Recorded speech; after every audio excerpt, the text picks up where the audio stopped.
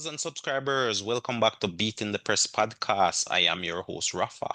Now, coming up in this evening's podcast, we're going to be reviewing the EPL matches that took place over the weekend. And of course, the big one, Man City taking care of business versus Liverpool. But before we do that, viewers and subscribers, hit that subscription bell, hit that like button if you haven't done so as yet. But welcome back to the podcast, Christoph. Good to be back. Another exciting weekend of football, Christoph, has come and gone. And That of is course, one way of describing it. well, I mean, what can we say? The big match had everyone talking. Liverpool taking on Man City. And sober like Christoph, so weeks ago we spoke about dead ball specialists. Sober must be the best dead ball specialist in the league after a goal versus uh, Arsenal and now repeating defeat versus Man City. Is Yeah, there a better free kick taker in the league than a Soboslai? it was a really good free kick, especially from that distance to get the ball to kind of spin away like that. It was kind of like a very short knuckleball type free kick. Very interesting. Then it was a really good free kick. Keeper dead. Reminiscence of a possible Roberto Carlos. No, knuckleball like Cristiano Ronaldo. And Ronaldo, before that, Ronaldo got that knee injury. He was very good at the knuckleball free kicks. I see. More power than placement then. Right. So the curling of the ball or the spin is you get when the ball hits a certain speed. It naturally spins to one side or the other because of that. I can't remember. It's Like the called hence the knuckleball effect. knuckleball effect. Yeah, it has a name, something effect. They actually studied it at Harvard to try and figure out how it happened. Mm. So Oh, so it's you're when saying, when the ball reaches a certain speed that happens. got you. Aerodynamics and all these things. We're going, Right. we've gone scientific now, but yeah, a sublime free kick, Christoph, but it wasn't to be for Liverpool. Man City coming from behind, pegging Liverpool back 2 goals. And of course, a late controversy, Christoph. That VAR call. I mean, you are the VAR expert. Talk to us about that VAR call. The goal that was chalked up, the Turkey goal. What was your take on the call? Was it the correct decision? Um, if we go letter of the law, then yes, it was the correct decision. But also, you could have awarded the advantage and just given the goal, Mm. right? And then, well, in my But let opinion, off the law, in, correct decision. letter of the law, correct decision. So you're happy with the decision? In my opinion, Liverpool are well, Soberslide should have let it go because now you get a red card and you're suspended for 2 games. You should have the game was lost. The game was Got you. lost. All right, So just yeah, got you. just Yeah, makes you should have sense. left it at that point, but instead you beg the ref to call it back and review, and you collect a red card, and now you're suspended two games. Well, if you actually watch that game, remember even after the red card, McAllister did get that glorious chance that Donnarumma had to dig deep to save. That was late in extra time. That was a deflected shot which Donnarumma had to pull out one of My those world-class my saves. the referee probably should have just called the game after giving the red card. There was no need Mm. to continue the play at that point. To me, Well, I mean, the time time it was was it used to review, no so the you had to give that time. time was used to review, but the time was already passed Mm. in the first place. So it So should have been so so what's the what? it Yeah. should have been called. All right, you call it back, you give the red card, you should have blown the whistle there. All right, no, you give the free kick. Once you take the free kick misses, blow the whistle. Mm. That's it should have just ended there to me. But the So correct overall, decision was yeah. made, in my opinion. The correct decision was Okay. made. But Liverpool should have just let it go. The game was lost. Don't pick up the red card. Well, I mean, you're the VAR expert, so you were pleased with the VAR decisions then, Christoph. It's fair to say. In this game, sure. Yes. I saw some Okay. other games over the weekend where it was some very strange calls made. Well, why I ask, to be honest, why I actually ask is that in the grand scheme of things, Mhm. potentially the title race could come down to goal difference. That's not out of the question of possibilities. I'm just It's saying, not and out of the pass. with this goal being chalked off, obviously that's one less goal to add to your goal difference. So it Mhm. might seem like a fairly microscopic decision at this point in time. But come end of season, we may be looking back and say, wow, if that goal was given, then Man City probably could have lifted the title. But who to tell? The future is unknown. But for sure, this game, though, Christoph, talk to us about this game. Was Man City deserving of the win? Were they deserving? Were they richly rewarded? Or was it a case of they got lucky? I think it was a bit of both, in my opinion. If I go off of how they played after the free kick went in, yes. If I go off of how they played for the majority of the game, I would say Liverpool would have deserved it because Liverpool got a number of chances that went begging, should have been scored. The Ekitike had a lot of chances to score. Um, Birds got a decent chance as well. Verts got a decent chance, Gakpo got one, that chest down from but McAllister. the majority of the good quality chances fell to Liverpool. For majority of the game, or aside from that penalty, Erling Haaland was locked out of the game. He didn't do anything, didn't contribute anything, and kind of just goes Well, back to didn't he contribute the assist to the Bernardo Silva equalizer?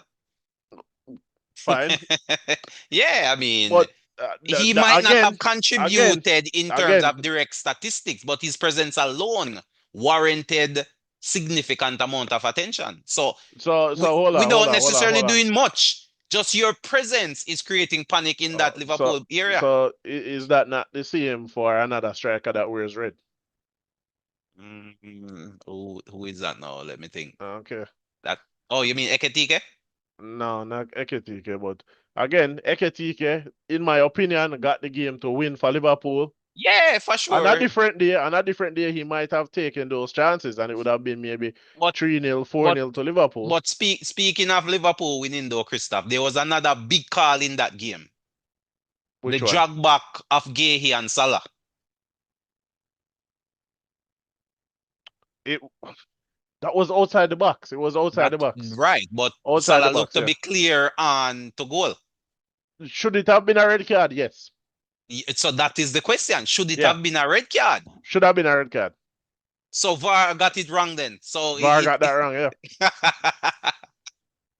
So that's what I'm saying. So at the end of the day, at the end of the day, for me, Liverpool has themselves to blame. And we're beating a dead horse at this point in time. Before the game in the preview show, I did call it 2-1 for Man City. So said, so done. But Liverpool is not the team to really be challenging this season. And I did not have much confidence in them, even if they went ahead, which they did. Because, in the preview show, Christoph, you said it. Whoever scores first will go on to win. Liverpool did score first, but they went on to lose. Also, I think that I don't know what happened to Liverpool after they scored the goal. It's like they completely forgot how to play afterward. The pre But or that Man is what City, confidence Man does, City, Man City unleashed the or lack pressure on them. thereof. I don't understand. Like, how do you play worse after scoring the goal? Well, it's called pressure, Christoph, pressure and lack of confidence. That's what it is. Liverpool have seen leads evaporated all the time this season. So that plays into the psychology. There's not much faith collectively in the defense.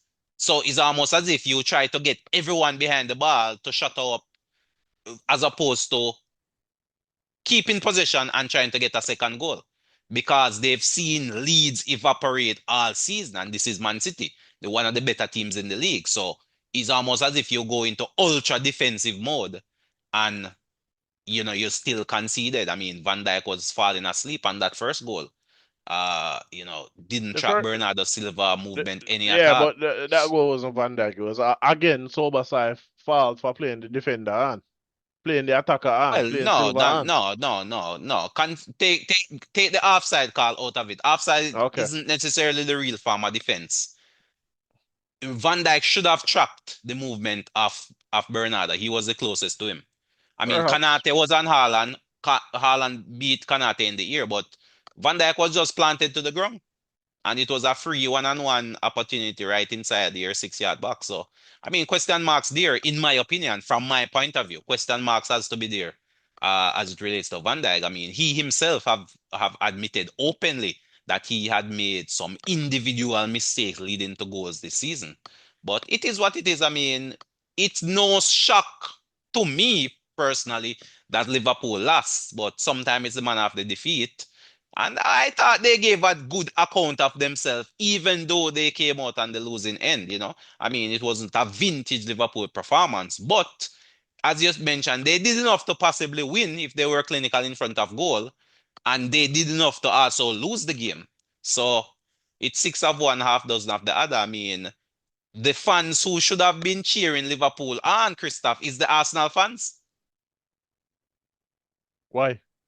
Well, I I mean, if Liverpool had won, it would have been what, a 9 point lead for Arsenal. if Liverpool had won, it would have been a 9 point lead for Arsenal. But Right. A why cushion should to work with. no? Yeah, Arsenal fans would have liked if Liverpool had won or even drawn that game. Would be Right. nice. But I don't see why I should have cheered Liverpool on to win when I saw Liverpool fans on the weekend celebrating the loss. And even before the game, I saw Liverpool fans saying they want City to win. Just so Arsenal doesn't win the league. I'm like, what? I'm like, oh, phew, the mentality of these. This is Ah, some so this is like strange mentality. a A Spurs, Spurs, like a Spurs Spurs, situation with was it Son, Son what, two missing seasons, those that was it 2 seasons ago? 2 seasons ago. Son missing clear one-on-one chances. But they keep very now seeing those comments online. I was very shocked. Very shocked. I I'm was not like, sure. I mean, it seemed like the general footballing world is against Arsenal are breaking the drought. It seems only Arsenal fans are cheering on Arsenal. that is how The it has always neutrals been. are probably anti-Arsenal, so to speak, so they rather see a Man City win as opposed to Arsenal breaking their jaw. But for sure, I mean, The way uh, I uh, see it, eh, I have no idea why anybody aside from Man City fans would want Man City to win the league. Man City is currently being investigated for breaches of financial fair play. And why would well, I you mean, want a if team you're who a is viewer being and so, if you are a viewer investigated? and a regular to this podcast, Christoph, I'm sure everyone by now would be aware of repeated your repeated call for those charges to be enacted. So I mean, at the end of the day, No, though, my thing is those charges are whatever punishment, whether they are if they have been found guilty, the punishment should have been served over the summer window, right? But for right? some strange reason, no punishment has been declared as yet. So either some financial transaction is happening in the background that we, the people, are not yet privy to, or so I don't know. If they were not It guilty, is 115 charges. It's if that those are a lot of charges if you're if fighting here's the each thing. one at a time. Here's the thing. If they were not, they told us that the findings had been concluded, so they know whether or not they are guilty or not. So if they were innocent, it would have been announced already. Mm. The fact that it is not announced So tells you're me saying they that have a case to answer then? I think they are guilty, right? But Yeah, but I mean, some even deal is being if worked out. yeah, but I mean, even if they're stripped of a title, I mean, are you really going to accept a trophy They're from the not boardroom? they're not going to be stripped of a title. Right. So that's what I'm saying. I mean, They're what not going other to be stripped of punishment a could there be? Points yeah, deduction they're or not going to be stripped of a I title. mean, But look how fast Everton was deducted points when they had what 10 breaches. They well, were maybe the breaches are different. It depends on the nature of the breaches. I'm not sure. I mean, I think Everton was like financial fair play breaches. it's the same So it thing for probably Manchester depends on City. the nature of the breaches. Yeah. It's the same thing for Manchester City Who to tell? financial We'll fair wait play. and see though. But we're not gonna dwell too much on that. We'll definitely wait and see. We still have lots of football to break down and dissect, Christoph. I mean, it was an active weekend. Manchester United. Carrick train rolls on. That's now four in a row, Christoph. That is now four in a row. What Uh, says you as it relates to this Manchester United team? I would ask why Ramiro was given a red card for that. Um, it wasn't even a tackle; it was him clearing the ball and hit a player to follow through. But a But I couple mean, weeks, as a defender myself, that is a regularly done tactic to leave your mark on a player. I think he just went overboard with it. In this day and age of my VAR and video, you can't go around it. So so the videos is my on you. if to roll it back a couple of weeks ago, we saw Harry Maguire studs up, and I think it was either Semenyo, it was Semenyo, right? Studs up and Semenyo, and not even a foul was given. So I don't understand. Yeah, Why I was guess that it's the given? inconsistency you Why speak of. was that given? And if we go back to Saturday, Arsenal versus Sunderland, Ronaldo studs up on Victor Gyökeres's knee, nothing called by VAR. Mm. So I, So I you're don't saying under inconsistencies then? I don't understand like what's happening. Like What's happening is inconsistency. It's not yeah, rocket science. It's you inconsistencies. you It's cannot you cannot subjectivity. you cannot have video replay and still get the call wrong. This is Yeah, what but I the said video every week. replay is subjective. That's what I'm saying. You The have to video understand it that, cannot be subjective. of course, it's humans No, making the decision. it cannot be subjective. It's not an offside. A offside is not subjective. It's either you're off or you're on. It's measurable. A offside is measurable, All right. even if it's by an inch. All right. Let me ask you a question. All right. But a Was the foul is subjective in nature. It's down was to the interpretation of the rules. was the Romero incident a red card? Yes, in my opinion, yes. All right. Good call, referee. A couple weeks ago, the Harry Maguire incident, was that a Red as red card? well. Red Correct, as well. red. Okay. Yes. And They got it wrong then, but two wrongs don't you make a saw right. you saw the Sunderland game with Arsenal? I didn't see the tackle you speak of, to be honest. I didn't see the tackle you speak of, but I did see the Romero tackle and I saw the Maguire tackle. Okay. Both are red card offense. So two wrongs don't make a right. Make the right call from the jump. So the wrong call was in the Manu game. The Maguire call wasn't made. The right call was made to me in this Spurs game. So you got a red. But as you mentioned, the problem I have is the inconsistency. If you're gonna call red for Romero, then it should have been a red for Maguire, and it should be a red going forward for any other tackle of that nature. But we've seen it time and time again where one referee interprets the rule this way and another referee interprets the rule another way. So If there is still a level of subjectivity. if I recall, it was the same referee, Michael Oliver. Well, It's the there you same go. referee. So again, it comes down to human. You can't take the human element out of the game, Christoph. You cannot take the human element out of the game, and humans are subjective for one reason or another, for whatever reason. So you would love if the rule is interpreted the same way every time, but we have seen sometimes you just don't get the rub of the green, sometimes you just don't get the luck of the draw. And right now, Manchester United seem to be getting the run of the green and the luck of the draw. So another 3 points in the bag, and the Carrick train rolls on, and Manchester United is definitely solidifying themselves at this point in time in the Champions League positions, Christoph. At this rate, can they finish in a Champions League spot? Do you see them finishing in the top four? There is the momentum could carry them to a top four finish. I think so, yeah. Momentum could carry them to a top four finish. Hmm. But do you see it? Will that happen? Do they have the quality to take it there? Or will we start seeing the new coach effect wearing off? Will teams That's it. start playing Manchester United differently on the back of That, these 4 wins? that is the thing. Will the new coach bounce wear off, or is it that Michael Carrick has made them a legitimate threat, and teams will now play differently? Will they play low blocks, mid blocks, because teams weren't doing that against United previously? Right, right, right. So Um, that's what I'm saying. So as teams see the wins rack up, they will have to now start approaching these games differently and actually start, let's call it, showing some respect to Manchester United. So Carrick may have to tweak his tactics in order to combat what the opposition bring to him. So it will be interesting to see how they go in their next game. It could possibly be five in a row. Uh I'm not sure of the schedule, but are you aware of which team they have up next? they're playing West Ham tomorrow, Oh, West away Ham, from West Ham. home. Mm. Oh, West Ham has been on a little roll, so this should be an interesting game. Mm. But for me, it should be a United win, Christopher. I'm not gonna bet against Carrick at base at the given how they are operating at this point in time. I am gonna go full throttle Manchester United to get it done five in a row.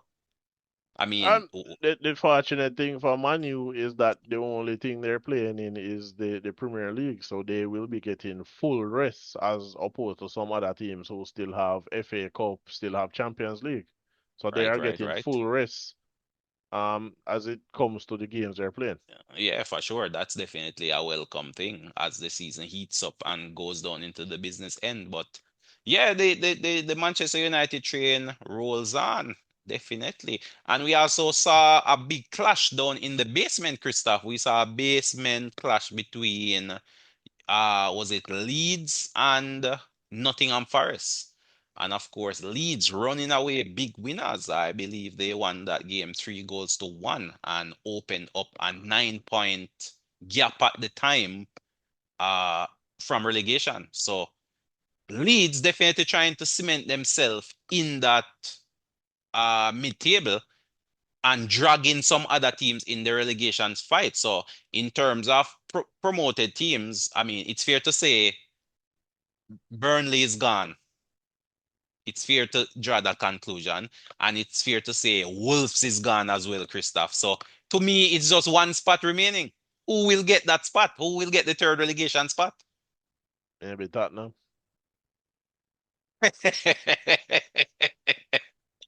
Tottenham. Wow. Maybe I mean, Tottenham, how did Tottenham result go? Tottenham lost, right? Tottenham lose to United 2-0. Right, right. So are you putting Tottenham amongst the potential relegation candidates? I mean, they have to. They're tied on points with Leeds and are only above them on goal difference. So Tottenham, Leeds, and Nottingham Forest and West Ham, I Mm. think, are all in danger of being relegated. Obviously, Tottenham and Leeds on 29 points, so potentially they're at that 30-point No, barrier where 40. No, man, it's the oh 40 point it's mark, man, oh not 40. 30. Okay, so yeah, It's the they're still 40 in point danger. mark.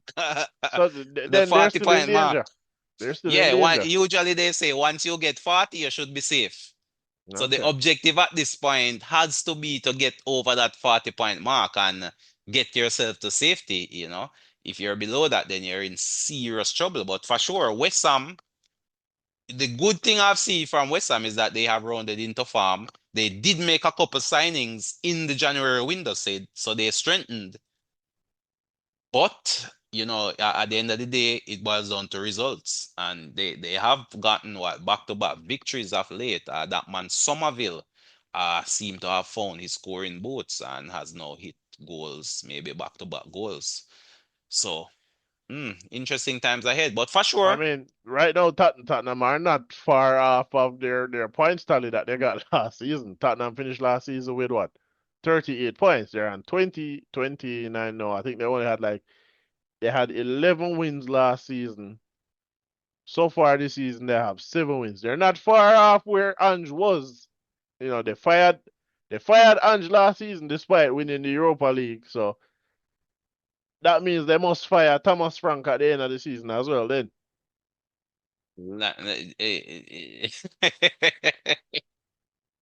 that is an interesting logic, but it doesn't necessarily work that way in football, to be honest.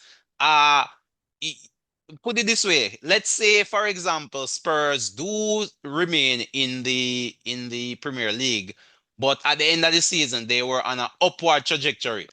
Hmm. So let's say towards the end of the season, they win, let's say 3 in a row, 4 in a row. He could potentially save his job in that way. On Yeah, the but other hand, if it's the reverse where you're on a downward trajectory, you lose the last three, lose the last but four, and uh, barely escape relegation, what then it's if a the different narrative. what if the last three games that they won were against teams where those teams were safe, so they didn't Oh, have no, man. anything playing for. A win is a win, man. No one is no one is quantifying the win. All you need to see is a green W. People are counting them. People are Well, counting it. if you're getting after, so the first thing is you look at is the wins. So right now, Man U has won 4 in a row. No one is looking at who Man U beat to get to 4 wins back to back.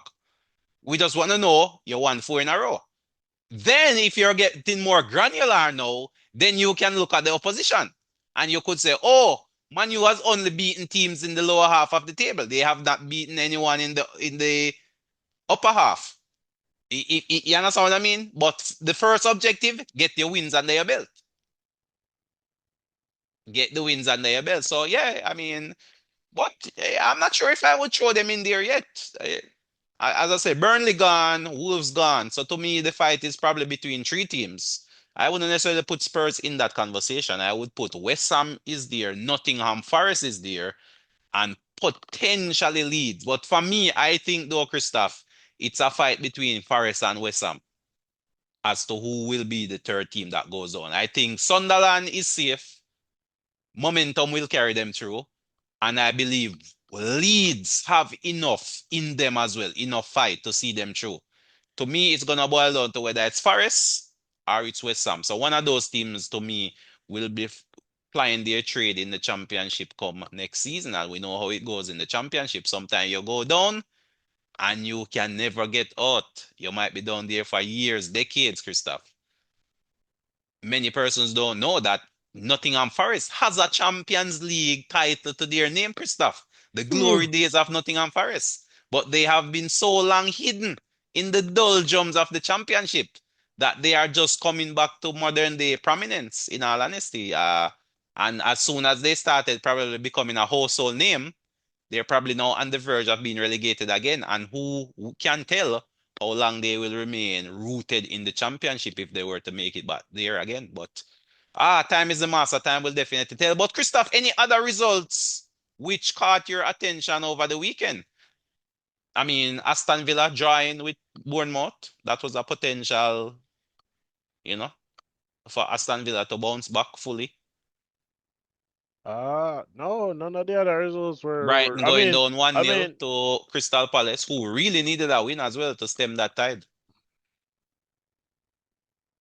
none of the other games really caught my eye, but we could probably look at the Chelsea Wolves game because if you we look at the Gahey challenge or the Gahey pull on Salah, no card given, but a free kick was given, right?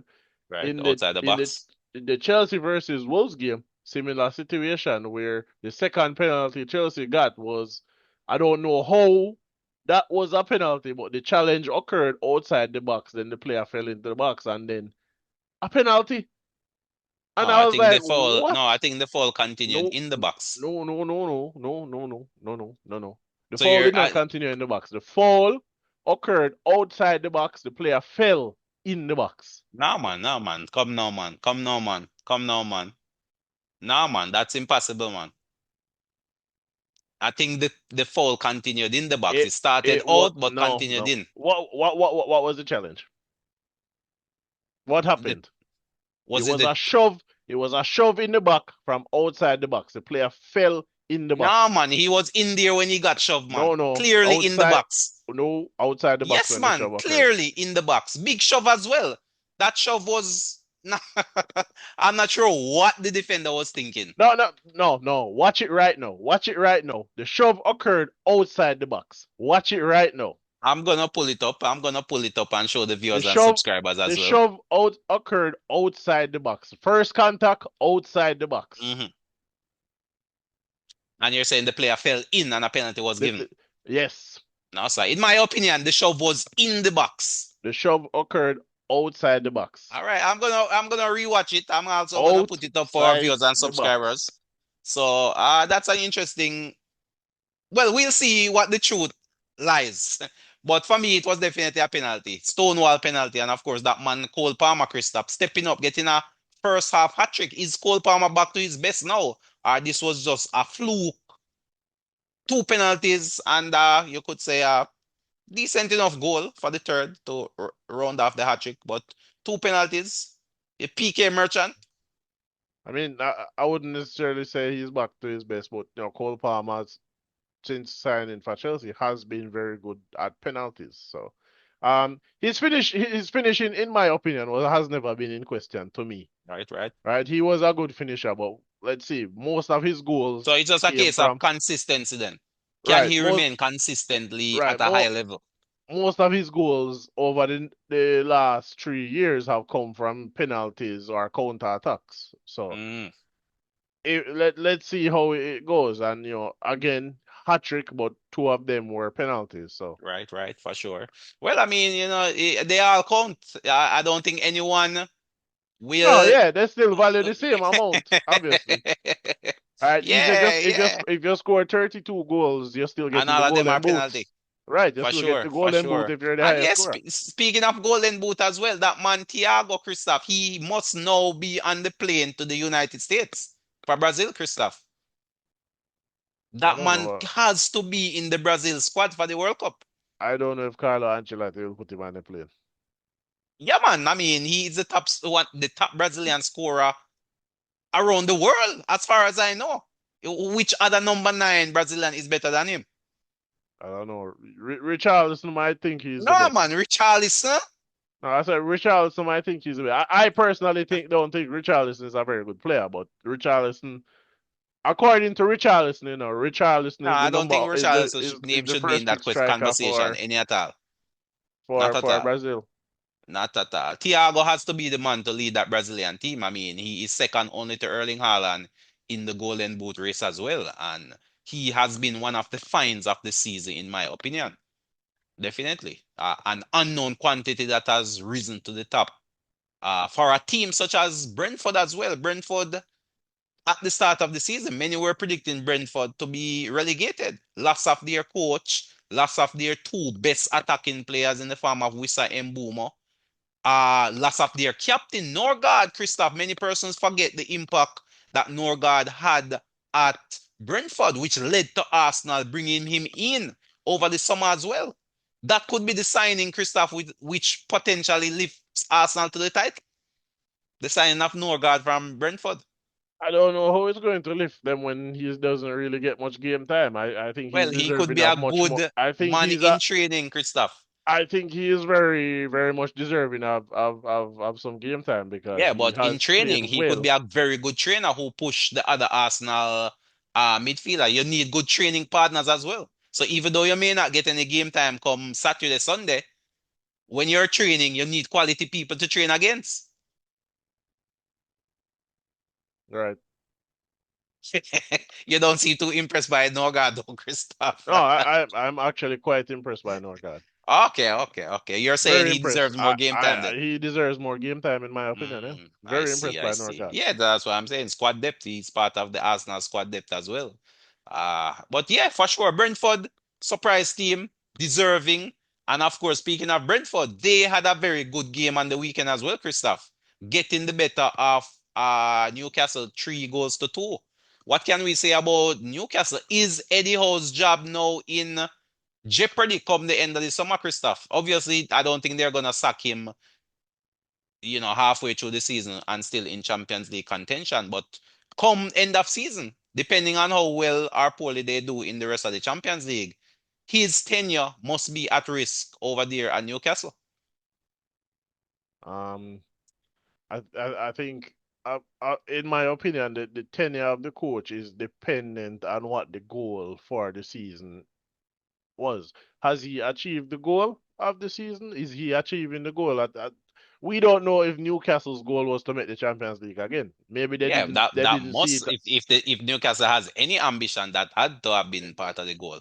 Yeah, but we don't know. Maybe Newcastle's goal for the season was as well as with the amount of spending they did re, as well. retain the Caballero Cup. Obviously, that is now failed, You're right. right? If that But was an objective. if that was an objective, so And then does potential, I would say finishing a European spot was an objective as well. And if that no, failed also, right? But there's still a number of games left, right? They're out of the Caballero Cup. Granted, it was just one game left, right? So now they have more time to prepare. I don't know how the FA Cup are they still in the FA Cup? I'm not sure. I would have to double check that. I'm not sure. But yeah, yeah, I think Eddie Howe tenure time might be up at Newcastle, especially this being a World Cup year when we know there are going to be a number of managerial casualties. I don't think so because Eddie Howe did lose Isak right near the end of the window, and that Yeah, was but he replaced him potentially with his best. Voldemort, Wissa. Is not a like for like replacement. Voltemad Well, has been playing as a centre forward for basically the entire season for Newcastle. I have come to find out Voltemad is not a centre forward. well, everyone know and their mother in the world know, Christoph. I've seen that. Even Eddie Howe himself realized that this man cannot lead my line. Wissa has been the man who have been getting the gameplay up there in the number 9 position. I Voltimad mean, playing, coming on and relieving him in a substitute role. So obviously, he's definitely not the man to lead this Newcastle line, as one may have thought well, earlier in the season. well, what I meant is his natural position is not centre forward. He's not a striker. He's actually an attacking midfielder. Right, right, right. Yeah, So yeah. He might have to be reworked in that position. But time it will tell. Time will tell for sure. He's a quality enough player who we've seen enough from him to realize indeed he can survive in the Premier League. It's just to find the position which best suits his skill set at this point in time. And if you say that's not as a striker, then I mean, remember the likes of well, I don't want to get into that because we're quickly running out of time, Christoph. I don't want to open that can of worms, so to speak. But any quick final thoughts, though, Christoph, as it relates to this week's footballing action? Any quick final thoughts? I mean, my major thought is what is up with the consistency of the refereeing, and uh, if this level of inconsistency continues, it's going to affect games negatively, and people don't want to see that. Truer words haven't been spoken, Christoph. Truer words haven't been spoken. And from the jump, you have been an advocate of the VAR system and a big critic of many referees and their poor decision making over the course of the season. But we'll definitely have to wait and see. We'll still continue to enjoy the beautiful game. But thanks again, Christoph, for coming on board and sharing your thoughts and your opinion. Oftentimes very refreshing. Viewers, subscribers, thank you again for tuning in to us here on Beating the Press podcast. Of course, continue to support the channel by hitting the like button, sharing, liking, and if you haven't subscribed as yet, hit that subscription bell. But until next time, this is Rafa signing off.